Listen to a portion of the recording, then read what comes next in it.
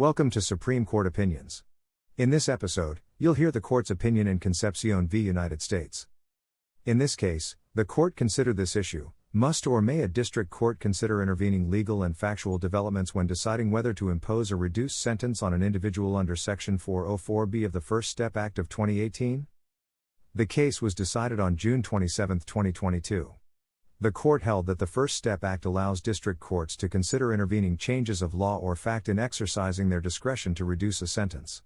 Justice SOTOMAYOR delivered the opinion of the court, in which Justices Thomas, BREYER, KAGAN, and GORSUCH joined. Justice KAVANAUGH filed a dissenting opinion in which Chief Justice Roberts and Justices ALITO and BARRETT joined.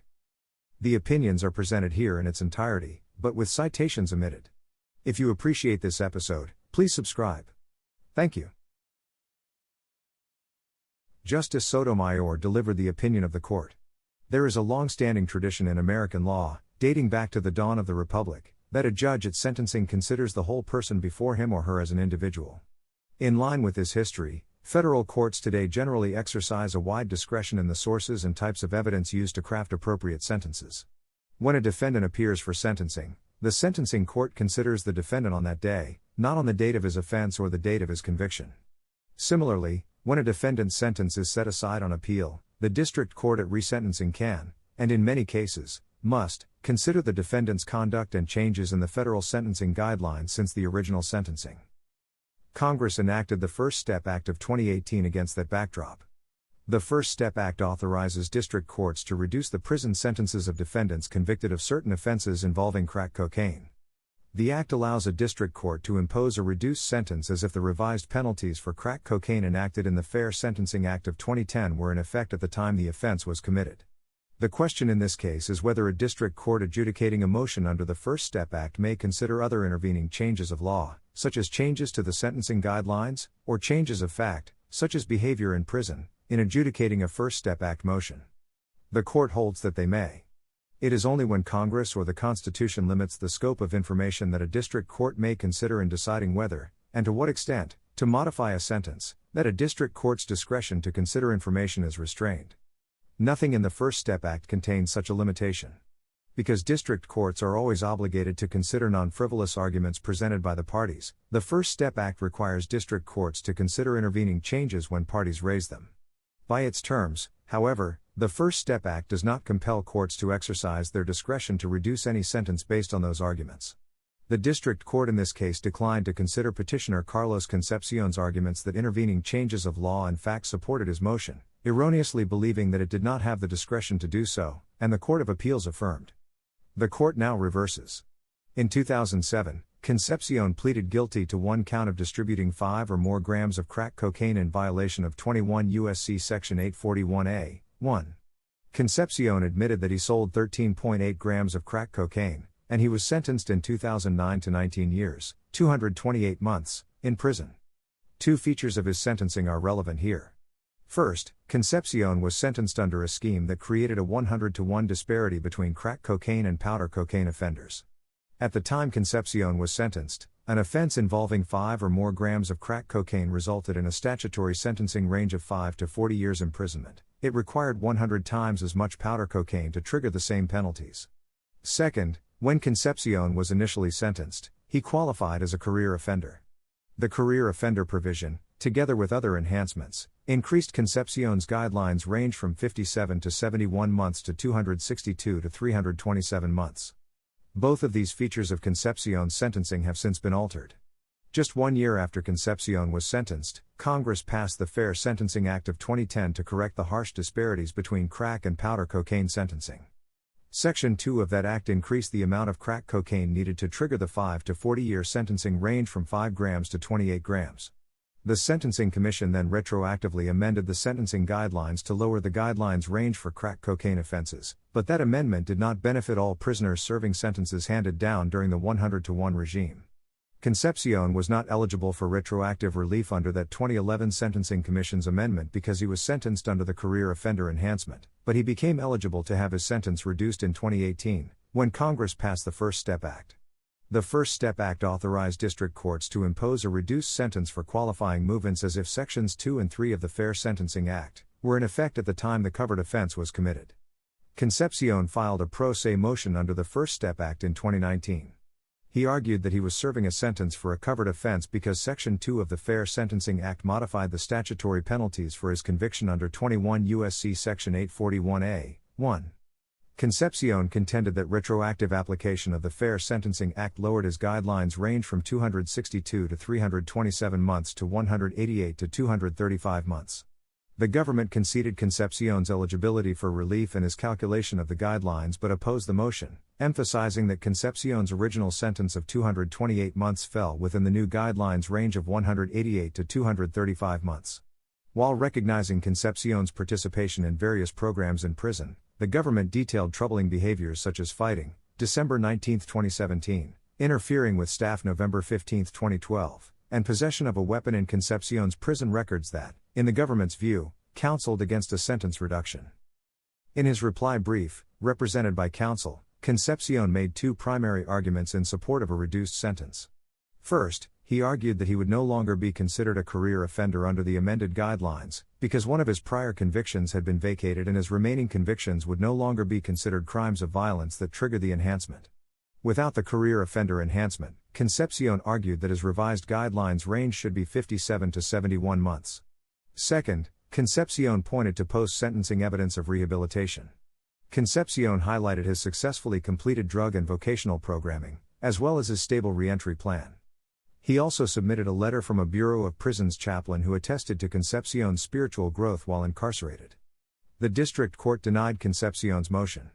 It adopted the government's argument that if the court considered only the changes in law that the Fair Sentencing Act enacted, Concepcion's sentence would be the same. The court declined to consider that Concepcion would no longer qualify as a career offender on the ground that the First Step Act does not authorize such relief. In doing so, the district court adopted the reasoning of the Fifth Circuit, which understood the First Step Act to require a district court to place itself in the time frame of the original sentencing, altering the relevant legal landscape only by the changes mandated by the 2010 Fair Sentencing Act. The district court did not address Concepcion's evidence of rehabilitation or the government's countervailing evidence of Concepcion's disciplinary record. The Court of Appeals affirmed in a divided opinion. The court interpreted the First Step Act as requiring a two-step inquiry. At the first step of that inquiry, a district court decides whether a movant should be resentenced at all, considering only the changes wrought by the Fair Sentencing Act. If the district court answers in the affirmative at the first step, it may then, in its discretion, consider new factual or legal developments in determining how to resentence the movant. Judge Barron dissented, rejecting the panel's bifurcated approach. In his view, the First Step Act requires only one step of analysis, at which district courts have substantial discretion to consider evidence of rehabilitation and guidelines changes. The Court of Appeals opinion added to the disagreement among the circuits as to whether a district court deciding a First Step Act motion must, may, or may not consider intervening changes of law or fact. This court granted certiorari to resolve this disagreement. From the beginning of the Republic, federal judges were entrusted with wide sentencing discretion. Federal courts historically have exercised this broad discretion to consider all relevant information at an initial sentencing hearing, consistent with their responsibility to sentence the whole person before them. That discretion also carries forward to later proceedings that may modify an original sentence. Such discretion is bounded only when Congress or the Constitution expressly limits the type of information a district court may consider in modifying a sentence. There is a long and durable tradition that sentencing judges enjoy discretion in the sort of information they may consider at an initial sentencing proceeding. This history dates back to before the founding. Both before and since the American colonies became a nation, courts in this country and in England practiced a policy under which a sentencing judge could exercise a wide discretion in the sources and types of evidence used to assist him in determining the kind and extent of punishment to be imposed within limits fixed by law. Early state and English courts broadly recognized this discretion. That unbroken tradition characterizes federal sentencing history as well. Federal judges exercising sentencing discretion have always considered a wide variety of aggravating and mitigating factors relating to the circumstances of both the offense and the offender. Stith and Cabranes 14. Indeed, it has been uniform and constant in the federal judicial tradition for the sentencing judge to consider every convicted person as an individual and every case as a unique study in the human failings that sometimes mitigate, sometimes magnify, the crime and the punishment to ensue. Accordingly, a federal judge in deciding to impose a sentence may appropriately conduct an inquiry broad in scope, largely unlimited either as to the kind of information he may consider, or the source from which it may come. The discretion federal judges hold at initial sentencings also characterizes sentencing modification hearings. Relying on Williams and Kuhn, the court in Pepper found it clear that when a defendant's sentence has been set aside on appeal and his case remanded for resentencing, a district court may consider evidence of a defendant's rehabilitation since his prior sentencing. Pepper reached that conclusion in light of the federal sentencing framework that allows sentencing judges to consider the fullest information possible concerning the defendant's life and characteristics. Accordingly, federal courts resentencing individuals whose sentences were vacated on appeal regularly consider evidence of rehabilitation developed after the initial sentencing. Where district courts must calculate new guidelines ranges as part of resentencing proceedings, courts have also considered unrelated guidelines changes in their discretion. In many cases, a district court is prohibited from recalculating a guidelines range in light of non-retroactive guidelines amendments, but the court may find those amendments to be germane when deciding whether to modify a sentence at all, and if so, to what extent. The only limitations on a court's discretion to consider any relevant materials at an initial sentencing or in modifying that sentence are those set forth by Congress in a statute or by the Constitution. Congress is not shy about placing such limits where it deems them appropriate. At an initial sentencing, Congress has provided generally that no limitation shall be placed on the information concerning the background, character, and conduct of a person convicted of an offense when deciding what sentence to impose. Congress has, however, expressly prohibited a district court in crafting an initial sentence from considering a defendant's need for rehabilitation in support of a prison sentence. In other aspects of sentencing, Congress also has expressly limited district courts to considering only certain factors. For example, in determining whether to include a term of supervised release, and the length of any such term, Congress has expressly precluded district courts from considering the need for retribution. Congress has further imposed express statutory limitations on one type of sentencing modification proceeding. Section 3582C, 2, provides that in the case of a defendant who has been sentenced to a term of imprisonment based on a sentencing range that has subsequently been lowered by the Sentencing Commission, the court may reduce the term of imprisonment, after considering the factors set forth in Section 3553A to the extent that they are applicable, if such a reduction is consistent with applicable policy statements issued by the Sentencing Commission. For those proceedings, Congress expressly cabined district courts' discretion by requiring courts to abide by the Sentencing Commission's policy statements. Congress in the First Step Act simply did not contravene this well-established sentencing practice. Nothing in the text and structure of the First Step Act expressly, or even implicitly, overcomes the established tradition of district court sentencing discretion. The first section of the First Step Act, Section 404A, sets out who is eligible for relief. In this section, the term covered offense means a violation of a federal criminal statute, the statutory penalties for which were modified by Section 2 or 3 of the Fair Sentencing Act of 2010, that was committed before August 3, 2010. The second section, Section 404B, describes what relief is available for the parties who meet Section 404A's criteria. A court that imposed a sentence for a covered offense may, on motion of the defendant, the Director of the Bureau of Prisons, the Attorney for the Government, or the court, impose a reduced sentence as if Sections 2 and 3 of the Fair Sentencing Act of 2010 were in effect at the time the covered offense was committed. The third section, Section 404C, places two explicit limitations on available relief. No court shall entertain a motion made under this section to reduce a sentence if the sentence was previously imposed or previously reduced in accordance with the amendments made by Sections 2 and 3 of the Fair Sentencing Act of 2010, or if a previous motion made under this section to reduce the sentence was, after the date of enactment of this Act, denied after a complete review of the motion on the merits. Nothing in this section shall be construed to require a court to reduce any sentence pursuant to this section. The text of the First Step Act does not so much as hint that district courts are prohibited from considering evidence of rehabilitation, disciplinary infractions, or unrelated guidelines changes. The only two limitations on district courts' discretion appear in Section 404C. A district court may not consider a First Step Act motion if the movant's sentence was already reduced under the Fair Sentencing Act or if the court considered and rejected a motion under the First Step Act. Neither of those limitations applies here. By its terms, Section 404C does not prohibit district courts from considering any arguments in favor of, or against, sentence modification. In fact, Section 404C only underscores that a district court is not required to modify a sentence for any reason. Drawing meaning from silence is particularly inappropriate in the sentencing context, for Congress has shown that it knows how to direct sentencing practices in express terms. Nor did Congress hide any limitations on district courts' discretion outside of Section 404C.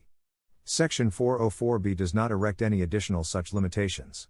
The term as if simply enacts the First Step Act's central goal, to make retroactive the changes in the Fair Sentencing Act. That language is necessary to overcome 1 U.S.C. Section 109, which creates a presumption that Congress does not repeal federal criminal penalties unless it says so expressly. To defeat the presumption established by this statute, Congress needed to make clear that the Fair Sentencing Act applied retroactively. Notably, the as if clause requires a district court to apply the Fair Sentencing Act as if it applied at the time of the commission of the offense, not at the time of the original sentencing. Had Congress intended to constrain district courts to consider only the record as it existed at the time of the original sentencing, Congress would have written the as if clause to refer to that sentencing, not the commission of the offense. Thus, the language Congress enacted in the First Step Act specifically requires district courts to apply the legal changes in the Fair Sentencing Act when calculating the guidelines if they chose to modify a sentence.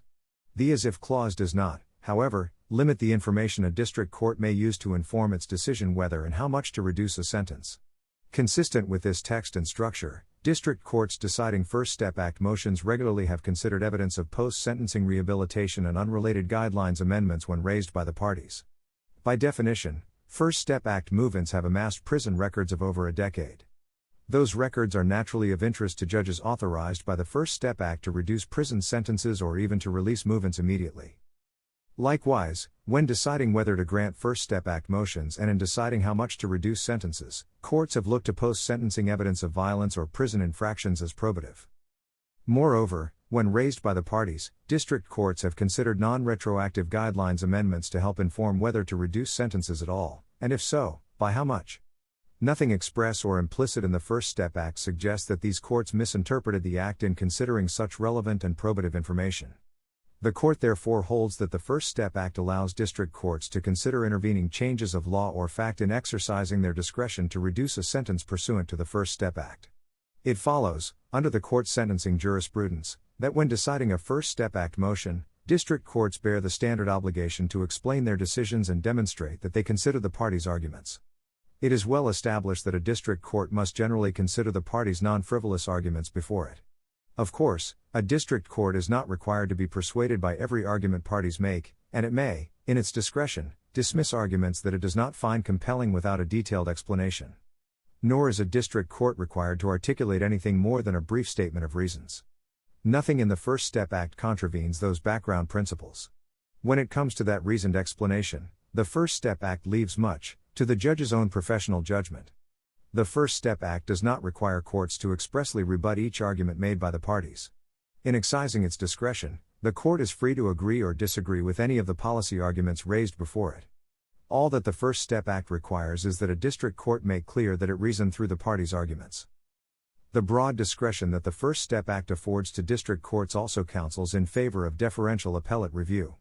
As a general matter, it is not the role of an appellate court to substitute its judgment for that of the sentencing court as to the appropriateness of a particular sentence.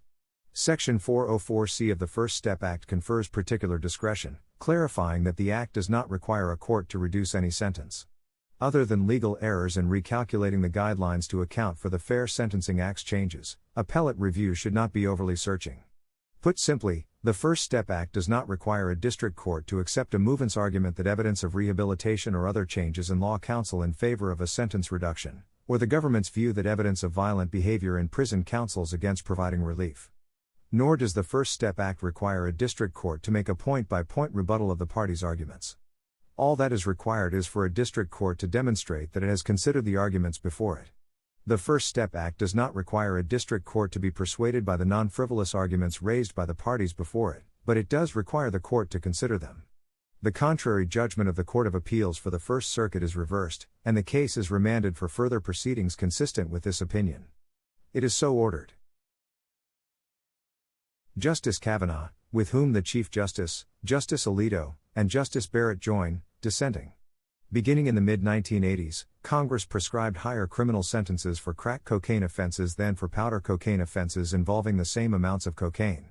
In 2010, Congress enacted the Fair Sentencing Act to narrow the crack/powder disparity by lowering the sentencing ranges for certain crack cocaine offenses.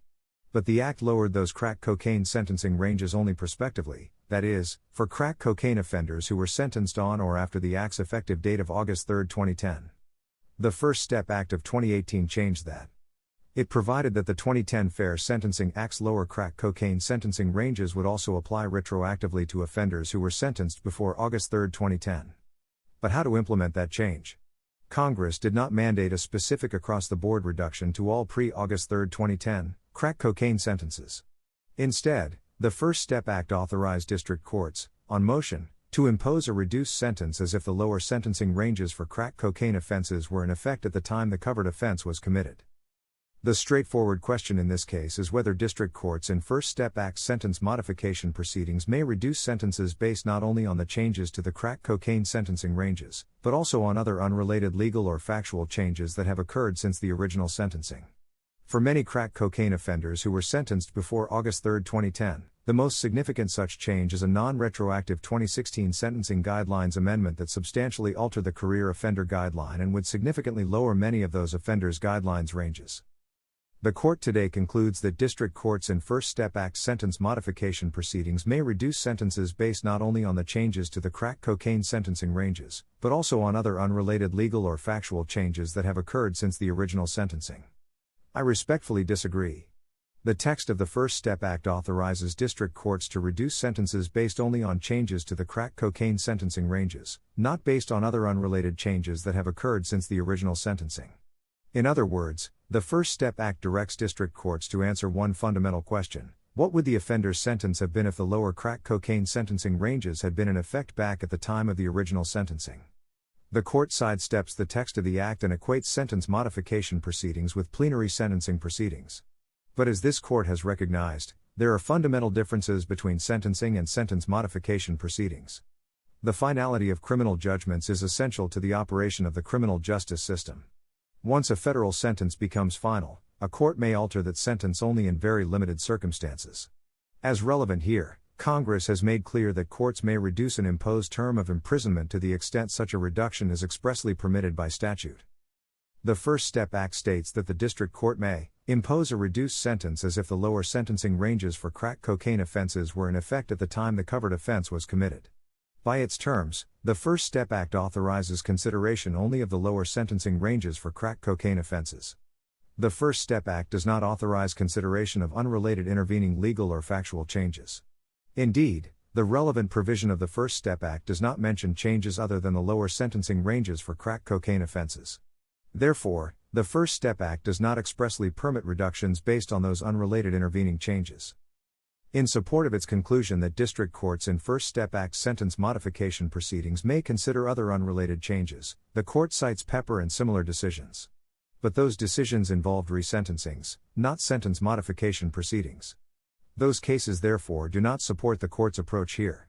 To reiterate, for sentence modification proceedings, Congress has declared that courts may reduce a sentence only as expressly permitted by statute. And the First Step Act does not authorize consideration of unrelated intervening legal or factual changes since the original sentencing. The court's disregard of the text of the First Step Act and Section 3582C, 1b, will create significant and inexplicable sentencing inequities.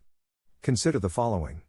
First Step Act sentence modification proceedings are available only for offenders who were sentenced before August 3, 2010.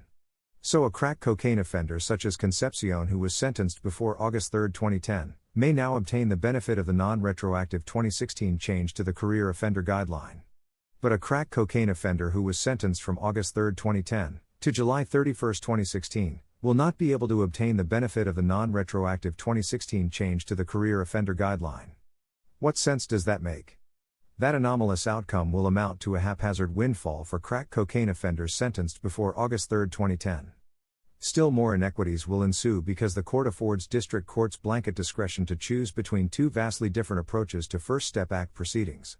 To be sure, the court properly notes that district courts must begin a First Step Act proceeding by calculating the new guidelines range based solely on the changes to the crack cocaine sentencing ranges. So far, so good. But district courts then have free rein either to take into account, or to completely disregard, other intervening changes since the original sentencing. Needless to say, different district courts will choose different approaches. The court's decision will therefore produce massive inequities in how the First Step Act is implemented on the ground. Those inequities further illustrate why today's decision is wrong as a matter of statutory interpretation. Congress enacted the First Step Act to provide a targeted retroactive reduction in crack cocaine sentencing ranges, not to unleash a sentencing free-for-all in the lower courts. The court's disregard of the text of the First Step Act is especially audacious because the act was a heavily negotiated and vigorously debated piece of legislation. The act reflects a compromise among competing interests. Not for the first time in a sentencing case, the court's decision today unravels the legislative compromise reflected in the statutory text. The court in effect greenlights district courts, if they wish, to make the 2016 amendment to the Career Offender Guideline retroactive in First Step Act proceedings, even though neither Congress nor the Sentencing Commission has made that amendment retroactive.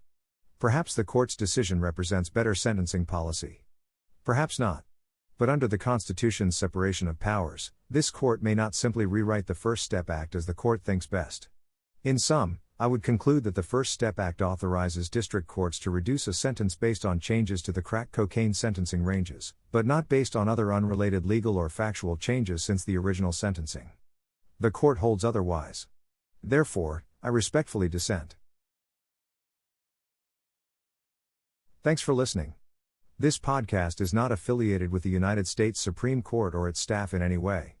If you would like to support my efforts to make Supreme Court opinions available to the public, please go to the podcast's website. It's at anchor.fm/SCOTUS-opinions/support. Again, the website address is anchor.fm/SCOTUS-opinions/support. There you can also see other episodes and send a message to me, the podcast's creator. Thank you.